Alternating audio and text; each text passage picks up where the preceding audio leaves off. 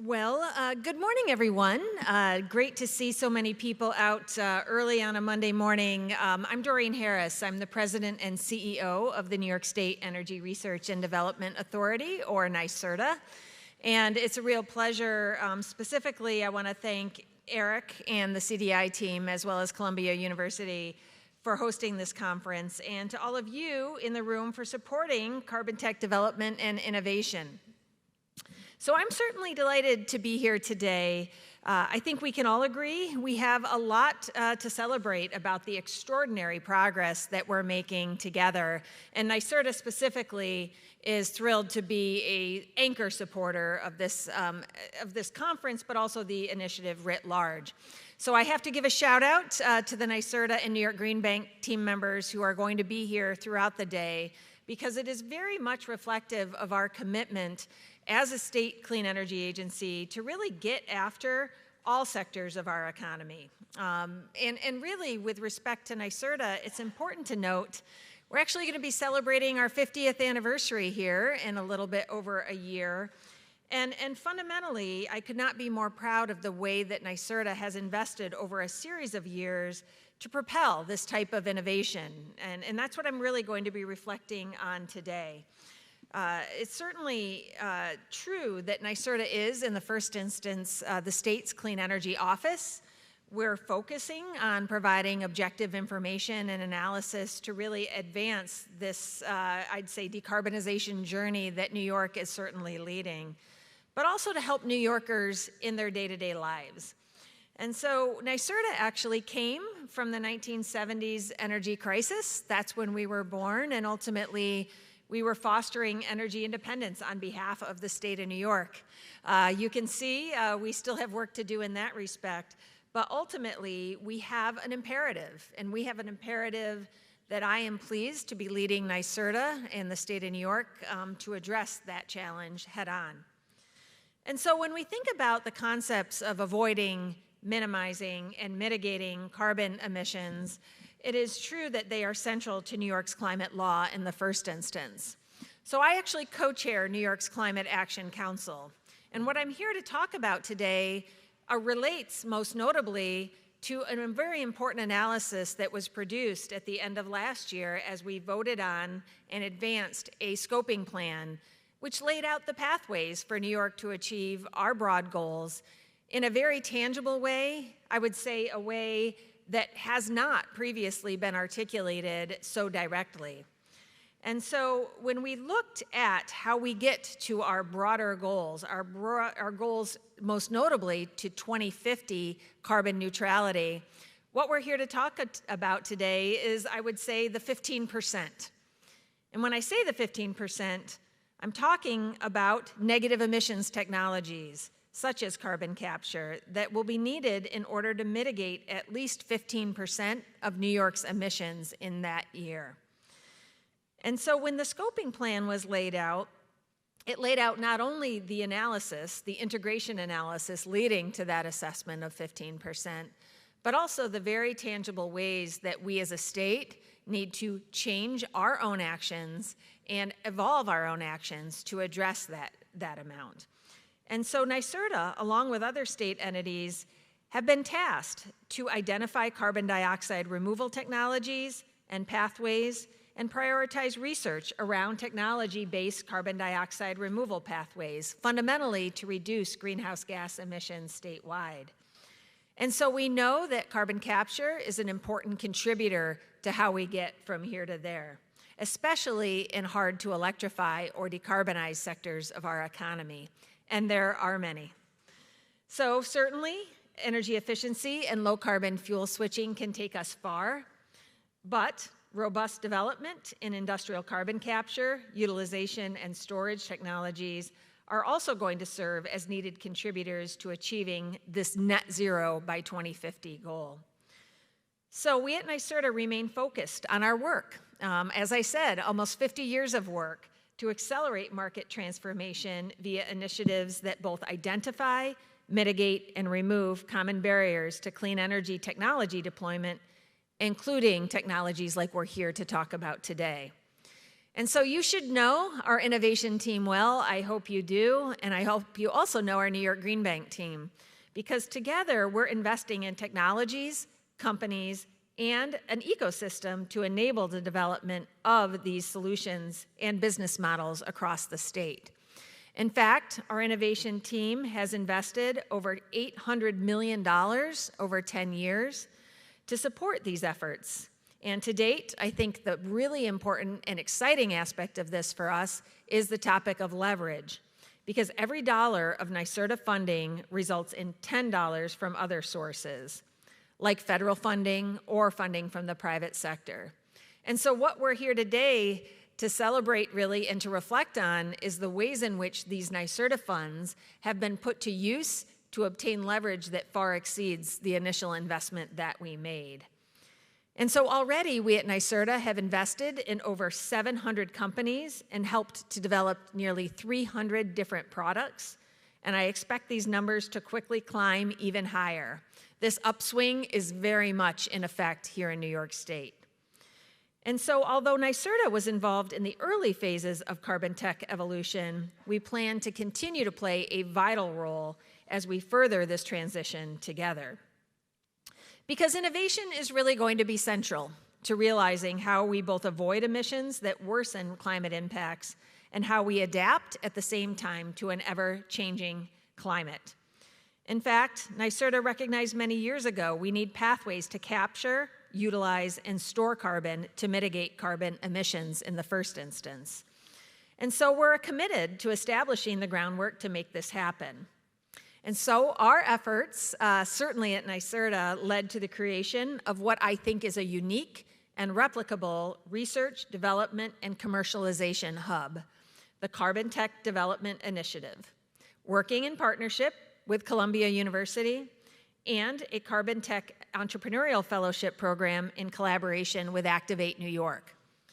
So this effort alone has enabled innovative researchers and companies to leverage our existing assets to facilitate the rapid commercialization of carbon tech products and increase the number of companies that are able to form and scale in this critical sector. So the Carbon Tech Development Initiative aims to position New York State as a global carbon tech hub by supporting research and development, facilitating technology transfer, and commercializing innovation, all at the same time. And I am pleased to say they are executing on this ahead of schedule with impressive pace and scale. In the near future, the initiative will be announcing inaugural awards for projects that focus on critical carbon tech research, innovation, and commercialization.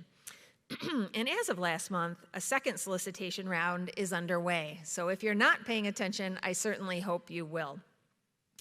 We also at NYSERDA support a first-of-its-kind Carbon to Value initiative, which is a carbon tech business partnership accelerator program that leverages corporate involvement and incubation services to foster an ecosystem to help commercialize technologies that capture and convert carbon dioxide into valuable products and services. So to date, Carbon to Value has selected 26 startup companies to participate in the accelerator, and their activities range from capturing process emissions to aluminum smelting, to growing algae to use carbon dioxide captured from the atmosphere to produce protein and oil for food and industrial use, and more. So once chosen, these startups work closely with the Carbon Tech Leadership Council and the Carbon to Value team over a 6-month period to advance their commercialization efforts and mitigate risks of their innovations as a whole. Among those deserving startups, of course, we're in New York, and I represent New York, so I want to recognize those from New York State. First, Air Company, based in New York City, which transforms carbon dioxide into high-purity alcohols that can be used in spirits, sanitizers, and other industries. Carbon Quest, also located here in New York City, provides decarbonization technologies and solutions for buildings. CaproX, out of Ithaca, New York, deploys a biorefining platform that upcycles organic waste to fatty acid biochemicals that can be used in a wide range of applications. And Carbon to Stone, also from Ithaca, New York, that focuses on developing carbon mineralization technology coupled with high-value minerals and metals recovery. So congratulations to all. Certainly, it's evident to me that our carbon tech future is in very good hands. And so, our work continues. We're certainly here in New York City, and I wanted to note that just last month, NYSERDA and the New York City Economic Development Corporation signed a memorandum of understanding, working specifically to collaborate on clean energy innovation initiatives to drive investment, expand equitable access to economic opportunities, and of course, to lower emissions statewide. So this agreement is based on 3 pillars, but really in the first instance, it's the fact that we as a state can simply not do this alone. We need to collaborate on programs and services to maximize the efficiency of your time, of our resources, and ultimately to obtain maximum leverage. We also need to market the commercialization of climate technologies in the state's innovation ecosystem. We need to co-locate climate technology innovation programming, pilots, and events in NYSERDA's available real estate space. And we need to enhance connections between manufacturers, researchers, centers, and developers, and beyond. And so through strategic partnerships and state investments like this, and the ones that are well underway, we are stimulating the market growth that we know is implicit within our climate law and the benefits that will come with it. There is no question that this will benefit New York State and New York City, but far beyond our borders as well. And there is no question that carbon tech innovation is here. And if Carbon 180's projections are realized, we could see a $1 trillion market in the US alone and a $6 trillion global market for carbon tech products. So we know this market exists, we know it can grow, and we know the ceiling is extraordinarily high.